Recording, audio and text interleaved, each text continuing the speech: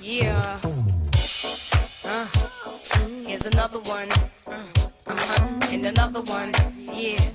From Little Kim, the Queen Bee. It's ladies' night. What? Next question is, how do you balance work life and your business life? And we're gonna start off with Janae for that one.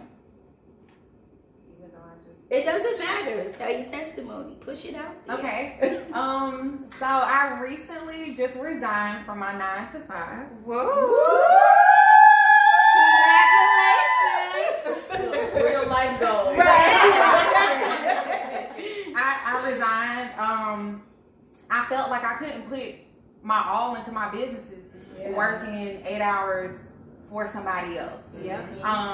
So I couldn't get that balance. I know some people say that they got it down pat, but that's hard for me. Being a parent, having a significant other, working a 9 to 5, and having businesses, it was like I was out of whack. Yeah. So I had to refocus myself and like recenter my thoughts and just my goals, and I had to let that go. That had to be.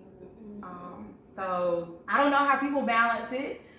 For me, it was kind of hard at first, so I just made a decision on faith, and I just kind of went off of that. And I'm praying to get to that point, okay? I need y'all to push me. Yes. So, Tony, how do you balance work life and business life? She like,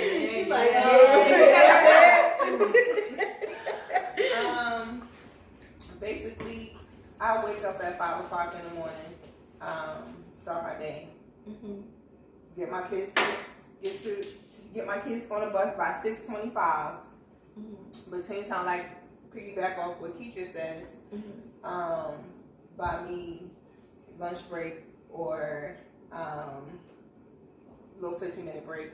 Right. I try to do my research and see what I can do and purchase half of the stuff that I need for my business, and just make calls. It's hard.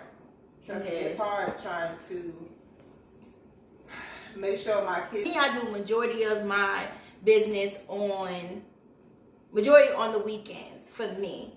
But to schedule certain things, I use my mind a lot. And for those that's on my Facebook, know that whatever it is, I put it out there. My whole goal is to inspire people, to encourage people to be great. So for me, I have to set aside the balance of negativity and positivity.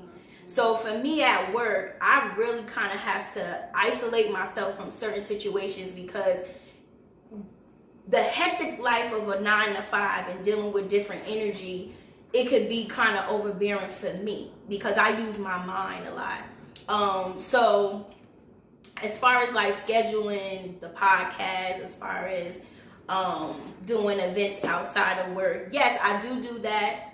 My lunch break, I do that on my 15-minute break. When I tell you getting a word from somebody, I talk to many people at work as well. So my whole thing is that I'm working around the clock because my mind is like consistently going. So that's me managing work life and business life. So for me, what I do is I try to focus on time management. I set events in my phone, or sometimes what I do is if I have, I'll set time aside for specific things that I want to do. So for instance, I may say when I get off from work, what I'm going to do when I get off, I'm going to do research on a vendor. Or when I get off from work, I'm going to do a sketch, because I want to kind of put my own touch on the type of clothes that I sell. Because right now, the vendors that I'm seeing, they're not necessarily my style. So I'll take designated times and designated days on when I dedicate that time to specific things pertaining to starting my business up. And then as far as work, I mean, like everybody else here, I will work through my lunch on something dealing with my business, or sometimes what I'll do is, well, that's it, yeah. when you first start a business, if you really don't have time in, you have to get it. You have to get it.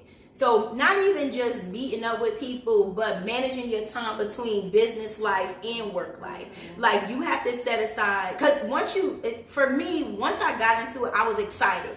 So I'm like, oh, I want to do this. Oh, I want to do this. Yeah. So it just became where everything was just like out of control. Yeah. Like, oh my goodness. So other people around me that had businesses was like, you need to get you a scheduler. Or you need to get you a planner, or use your phone. Like your phone has the calendar and the planner on it. Use that. So time management is. Let's say you have an event and they only give your client 4 hours. You have to be there an hour to set up. Right. If I'm not there within an hour, I fail to do my job. You right. understand? So I'm learning. I have to make sure, like you said, whatever I need to do, if I have to write, get me a planner, write it down, make sure I leave the house 50 minutes prior.